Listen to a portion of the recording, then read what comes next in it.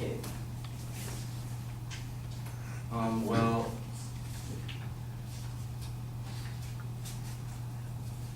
on the FCC's open internet order, like the 3 rules, it was no blocking, transparency, and no unreasonable discrimination. The problem with these was not just because the FCC didn't have the authority to actually carry these out, but it's also because these rules are just ridiculously vague for like something as important as the internet.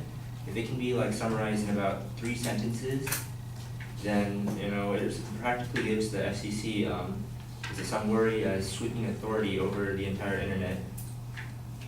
Like it would basically kill innovation because content providers and and the people would not will be afraid to experiment with innovations and stuff because they wouldn't know what exactly would violate any of these rules.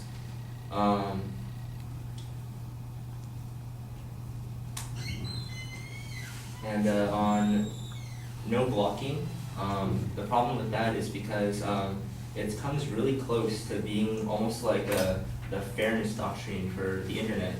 And the fairness doctrine is a FCC policy instituted in 1949 that threatened the broadcasters, so television broadcasters, with fines if they failed to afford reasonable opportunity for discussion of conflicting views on controversial issues of public importance.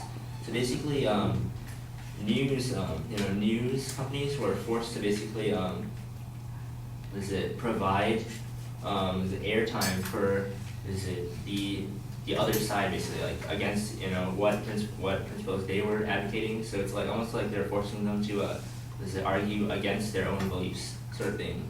That's like a really subtle violation of the First Amendment, sort of thing, like forcing content providers to or forcing ISPs to allow to treat all content as the same. So basically, you're giving you might see that as giving some nameless blogger the same credits of proven authorities on certain subjects, like maybe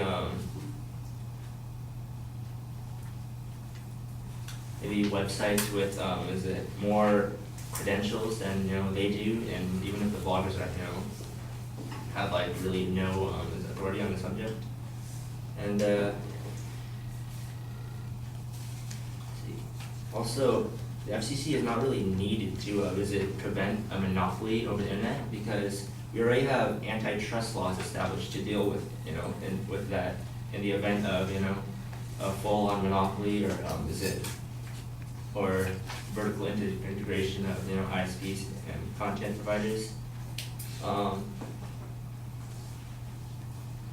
And the 2 agencies that are already established to carry these antitrust laws out are the FTC, the Federal Trade Commission, and the Department of Justice, which both are already readily equipped to deal with such market malpractices. And another thing is that even if the open internet orders are implemented, there exists these things called CDNs. And CDNs are basically content providers will help. They allow almost like small.